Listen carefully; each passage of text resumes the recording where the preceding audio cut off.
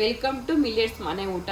ನಾನು ನಿಮ್ಮ ಮನೆ ಮಗಳು ನಾಗರತ್ನ ಮಾಡುವ ನಮಸ್ಕಾರಗಳು. ನಾನು ಇಂದು ಮಾಡುತ್ತಿರುವ ರೆಸಿಪಿ ಮಿಲೆಟ್ ಪಾಲಕ್ ರೈಸು.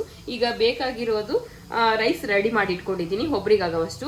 ಇದು ಪಾಲಕ್ ಸೊಪ್ಪು ಒಂದು ಕಂತೆ ಬಂದು ಕ್ಲೀನಾಗೆ ಬಿಡಿಸಿ ತೊಳೆದು ಇಟ್ಕೊಂಡಿದ್ದೀನಿ. ಇದು ಗೋಡಂಬಿ, ಇದು ಆಯಿಲ್ ಬಂದ್ಬಿಟ್ಟು ನಮ್ಮದೇ ಕೋಲ್ಡ್ ಪ್ರೆಸ್ ಮಿಷಿನ್ ಇದೆ, ಹಾಗಾಗಿ ಆ ಆಯಿಲ್ನೇ ತೊಗೊಂಡಿದ್ದೀನಿ. ಇದು ತುಪ್ಪ, ಶುಂಠಿ ಬೆಳ್ಳುಳ್ಳಿ ಪೇಸ್ಟ್, ಹಸಿಮೆಣಸಿನ್ಕಾಯಿ, ಉಪ್ಪು ಮತ್ತು ಸ್ಪೈಸಸ್. ಈಗ ಇದನ್ನ ಹಾಟ್ ವಾಟರ್ಗೆ ಹಾಕಿ ತೆಗೆದುಬಿಟ್ಟು ಮತ್ತೆ ಐಸ್ ವಾಟರ್ಗೆ ಹಾಕಬೇಕು. ಬನ್ನಿ ಈಗ ಬಿಸಿನೀರಿಗೆ ಹಾಕೋಣ. ಬನ್ನಿ ಇದನ್ನ ಸೊಪ್ಪನ್ನ ಹಾಕ್ತಾ ಇದ್ದೀನಿ. ಐಸ್ ವಾಟರಲ್ಲಿ ಸ್ವಲ್ಪ ತಣ್ಣಗಾಗೋವರೆಗೂ ಬಿಟ್ಟು ಆಮೇಲೆ ಪೇಸ್ಟ್ ಮಾಡ್ಕೊಂಡ್ರೆ ಕಲರ್ ಹಾಗೆ ಇರುತ್ತೆ, ಗ್ರೀನ್ ಕಲರ್ ಥರ ಇರುತ್ತೆ. ಇಲ್ಲಾಂದರೆ ಕಲರ್ ಚೇಂಜ್ ಆದರೆ ಚೆನ್ನಾಗಿರಲ್ಲ ಪಾಲಕ್ ರೈಸ್. ಇದನ್ನ ಈಗ ಗ್ರೈಂಡ್ ಮಾಡ್ಕೊಳ್ಳೋಣ ಬನ್ನಿ. ಐಸ್ ವಾಟರ್ಗೆ ಹಾಕಿರೋದ್ರಿಂದ ಕಲರ್ ಹೀಗೆ ಇದೆ. ನಾವು ಓನ್ಲಿ ಬರೀ ಹಾಟ್ ವಾಟರ್ಗೆ ಹಾಕಿ ಮಾಡಿದರೆ ಕಲರ್ ಚೇಂಜ್ ಆಗುತ್ತೆ. ಈ ಥರ ಮೇಂಟೈನ್ ಇದ್ದರೆ ಪಾಲಕ್ ರೈಸು ಕಲರ್ ತುಂಬ ಚೆನ್ನಾಗಿ ಬರುತ್ತೆ. ಈಗ ಒಗ್ಗರಣೆ ಮಾಡ್ಕೊಳ್ಳೋಣ ಬನ್ನಿ.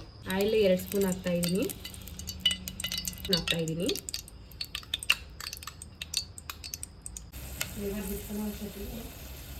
ಇದಕ್ಕೆ ಪೀಸ್ ಆಗಿರೋ ಗೋಡಂಬಿ ಹಾಕ್ತಾ ಇದ್ದೀನಿ.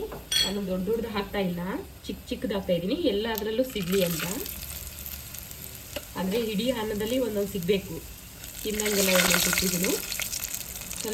ಈಗ ಹಸಿಮೆಣಸಿನ್ಕಾಯಿ ಹಾಕಿದ್ದೀನಿ. ನಿಮಗೆ ಜಾಸ್ತಿ ಬೇಕು ಅಂದರೆ ಖಾರ ಸ್ವಲ್ಪ ಜಾಸ್ತಿ ಹಾಕೊಳ್ಳಿ. ನಾನು ಒಂದು 4 ಹಾಕಿದ್ದೀನಿ. ಈಗ ಇದಕ್ಕೆ ಸ್ವಲ್ಪ ಶುಂಠಿ ಬೆಳ್ಳುಳ್ಳಿ ಪೇಸ್ಟ್ ಒಂದು ಅರ್ಧ ಸ್ಪೂನ್ ಹಾಕ್ತಾ ಇದ್ದೀನಿ. ಈಗ ಇದು ವಾಸನೆ ಹೋಗೋವರೆಗೂ ಸ್ವಲ್ಪ ಇದು ಆಗಬೇಕು, ಎಣ್ಣೆಯಲ್ಲಿ ಅದು ಹಸಿ ವಾಸನೆ ಹೋಗಬೇಕು.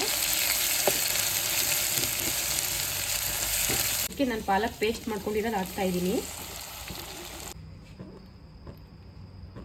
ಈಗ ಇದಕ್ಕೆ ರುಚಿಗೆ ತಕ್ಕಷ್ಟು ಉಪ್ಪು ಹಾಕೋಣ ಬನ್ನಿ. ಈಗ ಇದಕ್ಕೆ ಎಲ್ಲ ಹಾಕಿದೆ, ಸ್ವಲ್ಪ ಇದು ಹಾಗೆ ಕುದಿಬೇಕು.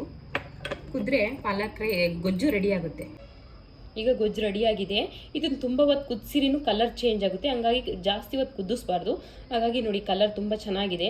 ಇದು ನಾವು ಒಬ್ಬರಿಗೆ ಅಂದರೆ 3 ಜನಕ್ಕಾಗುತ್ತೆ ಇದು ಗೊಜ್ಜು. ನಾನೀಗ ಒಬ್ಬರಿಗೆ ಆಗೋದು ಅಷ್ಟು ಕಲಸಿ ತೋರಿಸ್ತೀನಿ ಬನ್ನಿ. ಮಿಲೆಟ್ ಪಾಲಕ್ ರೈಸ್ ರೆಡಿಯಾಗಿದೆ, ಬನ್ನಿ ಸವಿಯೋಣ. ಈ ರೆಸಿಪಿ ನಿಮಗೆ ಇಷ್ಟ ಆಗಿದ್ರೆ ಲೈಕ್ ಮಾಡಿ, ಶೇರ್ ಮಾಡಿ, ಸಬ್ಸ್ಕ್ರೈಬ್ ಆಗಿ. ಧನ್ಯವಾದ.